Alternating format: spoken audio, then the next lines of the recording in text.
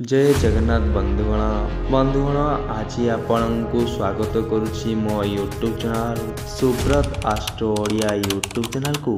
बंधुगण आज आमे जानिबा एही भिडियो री कोरापुट परिदर्शन करिबा पई श्रेष्ठ 10टी स्थान विषय रे। नंबर 10 रे जानिबा गुप्तेश्वर महादेव मंदिर विषय रे। गुप्तेश्वर शिव मंदिर एक चून पत्थर उपरे अवस्थित एवं यह कोरापुट सहर ठारू 80 किलोमीटर दूर रे अवस्थित। ओडिशा, आंध्र प्रदेश, तेलंगाना एवं छत्तीसगढ़ रु हजार हजार संख्यार भक्त गुंफा मंदिर पर्यंत भीड़ जमाई थांती। पर्यटक मानंकु पहाड़ एवं जलप्रपातर एक सुंदर दृश्य देवा पई मंदिर निकटरे एक संग घाट दृश्य रहिअछि। गुप्तचर शिव मंदिर ओडिशार अन्यतम प्राचीन मंदिर अटे।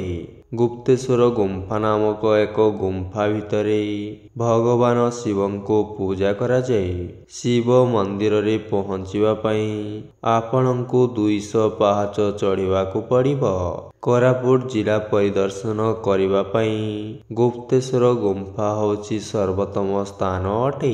गुप्तेश्वर महादेव मंदिर एवं गुंफा गुड़िक होची ओडिशार कोरापुटर अन्यतम पर्यटन स्थान मध्यरे अन्यतम। नंबर 9 रे जानिबा राम मंदिर विषय रे। राम मंदिर डुमरीपाट रे अवस्थित जहा सुनाबेड़ा ठारू 7 किलोमीटर एवं कोरापुट सहर ठारू 12 किलोमीटर दूर रे अवस्थित।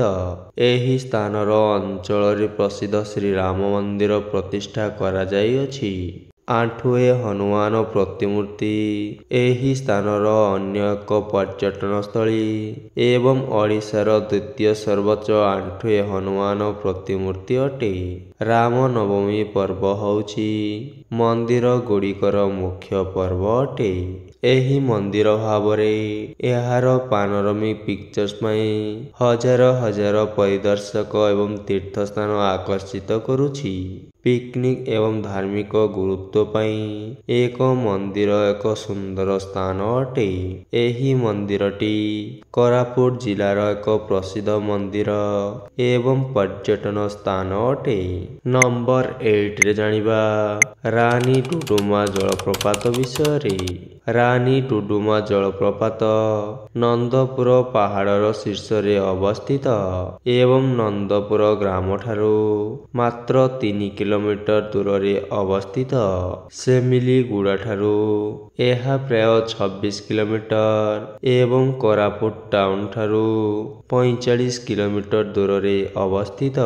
जलप्रपात को जीवाकू हेले आपनंकु नदी कूल रे प्राय 1 किलोमीटर चलिबाकू पड़िबो। शीत दिनिया पिकनिक पई अनेक पर्यटक एटाकू आसंती। जलप्रपात घंच एवं घन जंगल रे घेरी रहिअछि। हजार हजार पर्यटकंकु आकर्षित करिथै। रानी डुडुमा पतन होछि एक प्रमुख पर्यटन स्थली एवं कोरापुट जिला परिदर्शन पई सर्वोत्तम स्थान मध्य अटे। डुडुमा जलप्रपात परिदर्शन करिबा पई शीत ऋतु होछि सर्वोत्तम समय। डुडुमा जलप्रपात होछि ओडिशार कोरापुटर सर्वोत्तम पर्यटन स्थान मध्यरु अन्यतम।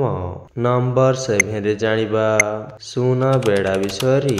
सुनाबेड़ा कोरापुट सहर ठारू 18 किलोमीटर दूर रे अवस्थित। HAL रो सुनाबेड़ा यूनिट भारतीय वायुसेना द्वारा व्यवहृत MiG युद्ध विमान एवं सुखोई विमान तैयारी पई प्रसिद्ध अटे। टाउनशिप भितरे अवस्थित एक हरिण पार्क व्यतीत सुनाबेड़ांकर एक पुरातन जगन्नाथ मंदिर अछि। रथयात्रा, विश्वकर्मा पूजा, दशहरा एही स्थानर मुख्य पर्व अटे। दामनजोड़ी रे स्टेडियम, तारिणी मंदिर, मंगला मंदिर, गायत्री मंदिर, मां संतोषी मंदिर, साई मंदिर, शिव मंदिर एवं बाबा विश्वनाथ मध्य पूजा करिसंती। ओडिशार कोरापुटर पर्यटन स्थल मध्यरु सुनाबेड़ा होछि अन्यतम। ନମ୍ବର 6ରେ ଜାଣିବା ଦାମନଯୋଡ଼ି ବିଷୟରେ। ଦାମନଯୋଡ଼ି ଟାଉନ କୋରାପୁଟ ଟାଉନ ଠାରୁ ପ୍ରାୟ 28 କିଲୋମିଟର ଦୂରରେ ଅବସ୍ଥିତ। ସବୁଠୁ ବଡ଼ ଆଲୁମିନିୟମ କମ୍ପ୍ଲେକ୍ସ ନାଲ୍କୋ ଏଠାରେ ପ୍ରତିଷ୍ଠିତ ହୋଇଅଛି।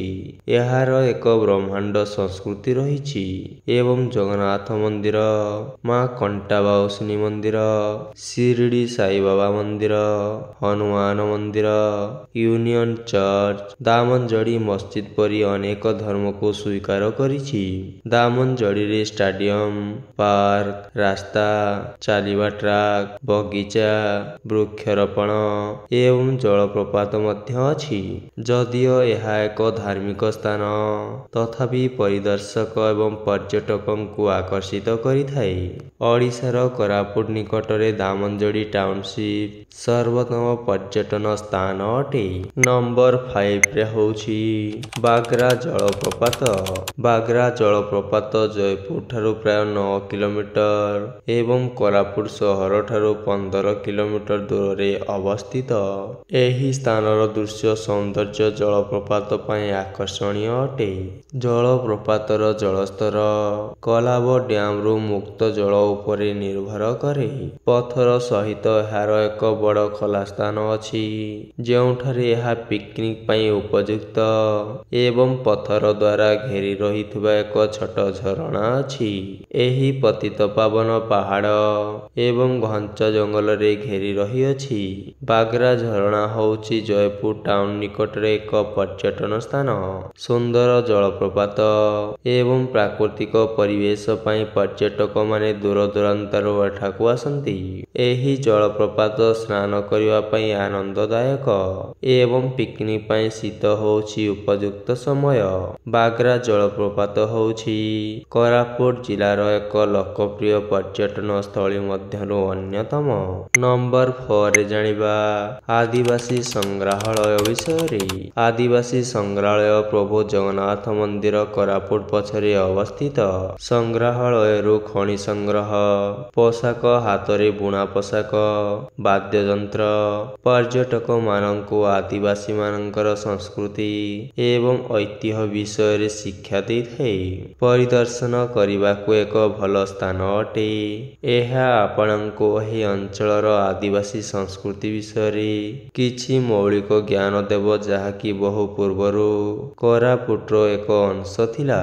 ମୁଖ୍ୟ ଜିଲ୍ଲାଠାରୁ ଅଲଗା ହେବା ପରେ ଆଦିବାସୀ ଅସ୍ତିତ୍ୱ କୋରାପୁଟ ବାହାରେ ଆସିଥିଲା। ଆଦିବାସୀ ସଂଗ୍ରହାଳୟ ହେଉଛି ଓଡ଼ିଶାର କୋରାପୁଟର ପର୍ଯ୍ୟଟନ ସ୍ଥଳୀ ମଧ୍ୟରୁ ଅନ୍ୟତମ। ନମ୍ବର 3ରେ ଜାଣିବା ଡୁଡୁମା ଜଳପ୍ରପାତ ବିଷୟରେ। ଡୁଡୁମା ଜଳପ୍ରପାତ ଜୟପୁର ଠାରୁ 70 କିଲୋମିଟର ଦୂରରେ ଅବସ୍ଥିତ ଏବଂ ଏହାର ଅନ୍ୟ ନାମ ହେଉଛି ମାକୁକୁଣ୍ଡା। ଏହା ପୂର୍ବରୁ ଏହା ତୀର୍ଥଯାତ୍ରୀମାନଙ୍କ ସ୍ଥାନ ଥିଲା। ଏହା ହେଉଛି ସର୍ବୋଚ୍ଚ ଜଳପ୍ରପାତ, ଯାହାକି ଡୁଡୁମା ଜଳପ୍ରପାତ ଭାବରେ ଜଣାଶୁଣା, ଯାହା ଫଳରେ ଏଠାରେ ଏକ ଜଳବିଦ୍ୟୁତ ପ୍ରକଳ୍ପ ପ୍ରତିଷ୍ଠା କରାଯାଇଅଛି ଏବଂ ଏହା ପାଇଁ ଏହି ସ୍ଥାନର ଟାଉନସିପ୍ ବିକଶିତ ହୋଇଛି। ଡୁଡୁମା ଜଳପ୍ରପାତ ମାକକୁଣ୍ଡା ନଦୀରେ ଉତ୍ପନ୍ନ ଅଟେ। ପିକନିକ୍ ପାଇଁ ଶୀତ ଏକ ଭଲ ସମୟ ଅଟେ ଏବଂ ଏହି ସମୟ ମଧ୍ୟରେ ଦୂରଦୂରାନ୍ତରୁ ପର୍ଯ୍ୟଟକ ଏଠାକୁ ଆସନ୍ତି। ଓଡ଼ିଶାର କୋରାପୁଟରେ ଡୁଡୁମା ଜଳପ୍ରପାତ ଏକ ଲୋକପ୍ରିୟ ପର୍ଯ୍ୟଟନ ସ୍ଥଳୀ ଅଟେ। ଓଡ଼ିଶାର କୋରାପୁଟର ଅନ୍ୟତମ ପର୍ଯ୍ୟଟନ ସ୍ଥାନ ମଧ୍ୟରୁ ଡୁଡୁମା ଜଳପ୍ରପାତ ହେଉଛି ଅନ୍ୟତମ।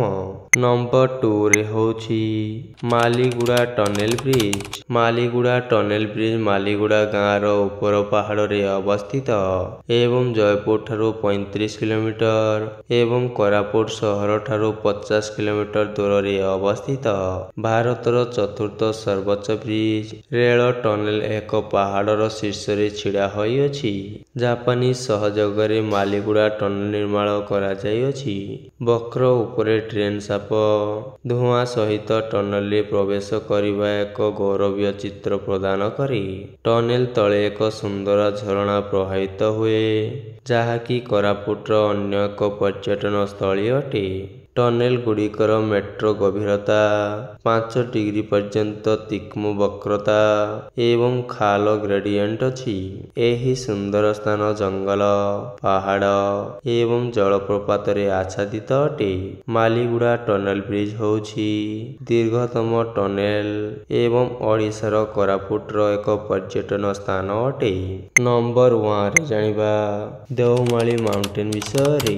ଓଡ଼ିଶା ଦେଓମାଳିର ସର୍ବୋଚ୍ଚ ପର୍ବତ ଶିଖର କୋରାପୁଟ ଠାରୁ 62 କିଲୋମିଟର ଦୂରରେ ଅବସ୍ଥିତ।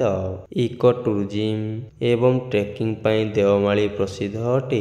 ପ୍ରାୟ 20 କିଲୋମିଟର ସର୍ବଟାଇନ ରାସ୍ତାର ଡ୍ରାଇଭ ପରେ ଓଡ଼ିଶାର ସର୍ବୋଚ୍ଚ ଶିଖର ଦେଓମାଳି ଆଡ଼କୁ ଯିବା ପରେ ଏହି ମାର୍ଗ ଏକ ଅଦୃଶ୍ୟ ସବୁଜ ଭିତରେ ପ୍ରବେଶ କରେ।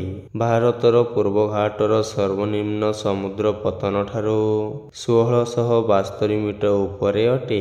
ଦେଓମାଳି କୋରାପୁଟର ଗର୍ବ ଅଟେ। ତୁମର ଚତୁର୍ଦିଗରେ କୁହୁଡ଼ି ମେଘ ଏବଂ ଶୀତଳ ପବନ ତୁମ ଶରୀରକୁ ବିଦ୍ଧ କରି ଏହି ସର୍ବୋଚ୍ଚ ଶିଖରରେ ଟ୍ରେକିଂ କରେ। ଦେଓମାଳି ମାଉଣ୍ଟେନ କୋରାପୁଟର ସବୁଠାରୁ ଲୋକପ୍ରିୟ ପର୍ଯ୍ୟଟନ ସ୍ଥାନ ଅଟେ। ବନ୍ଧୁଗଣ, ଭିଡ଼ିଓଟି ଯଦି ଭଲ ଲାଗିଥାଏ ଭିଡ଼ିଓଟିକୁ ଆପଣମାନେ ଲାଇକ୍, ସେୟାର ଏବଂ ସବସ୍କ୍ରାଇବଟିଏ କରିଦିଅନ୍ତୁ।